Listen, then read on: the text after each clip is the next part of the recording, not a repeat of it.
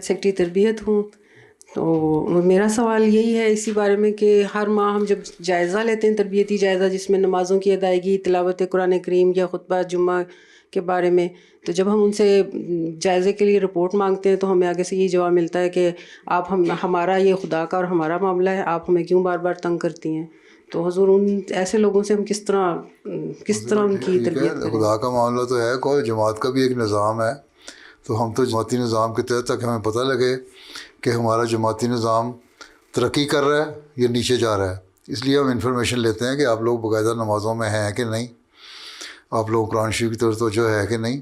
اس کا تو قرآن شریف میں بھی حکم ہے، وسلم کو اللہ تعالیٰ نے یہی حکم دیا تھا کہ نصیحت کرتے جاؤ، اور اسی لیے اللہ تعالیٰ نے فرمایا کہ جماعت کے ساتھ وابستہ رہو، اور نصیحت جو کرتی ہے جماعت اس کے اوپر چلو گے تو اکائی پیدا ہوگی تمہارے اندر. اور جب تم یہ ساری باتیں کر رہے ہوگے تو تبھی ہوگا. اگر ہم کوئی کہتے ہیں ہمیں کچھ نہ کہو تو پھر اللہ تعالیٰ کو کیا ضرورت تھی یہ کہنے کی کہ مردوں کو کہ نماز باجماعت ادا کرو، یا عورتوں کو کیوں کہنے کی ضرورت تھی کہ تم لوگ قرآن کریم بھی پڑھو، نمازیں بھی پڑھو، گھر کے فرائض بھی ادا کرو، حقوق اللہ بھی ادا کرو، حقوق العباد بھی ادا کرو. اس کی تلقین کرنے کا ذکر ہے، اور یہی آنسر کو حکم ہے کہ نصیحت کرو اور کرتے چلے جاؤ. تمہیں نصیحت کرنے والا بنایا ہے کو، اس لیے ہم کرتے ہیں. باقی یہ جماعت کی اکائی کے لیے ضروری ہے کہ آپ لوگوں سے پوچھا جائے تاکہ ہمیں پتہ لگے ہم ترقی کر رہے ہیں یا نیچے جا رہے ہیں. ہم اس کے مطابق پروگرام بناتے ہیں. تو یہ کہہ دینا کہ ہمارا خدا کا معاملہ یہ ٹھیک نہیں ہے.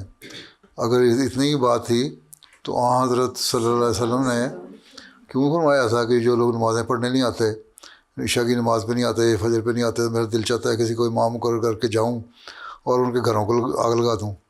آپ تو بڑے رحم دل تھے.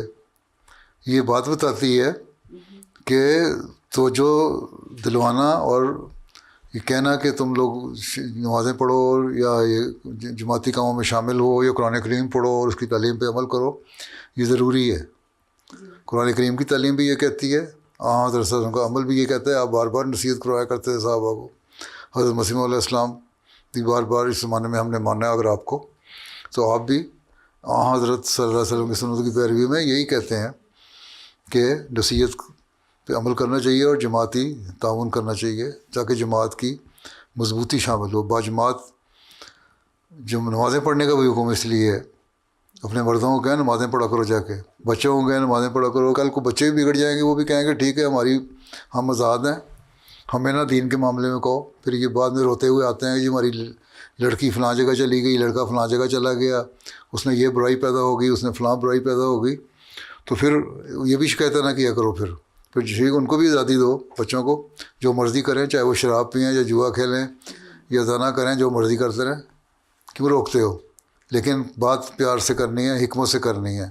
لیکن بلنٹلی اگر آپ کریں گے تو پھر لوگ آپ کو گلا کاٹنے لگ جائیں گے.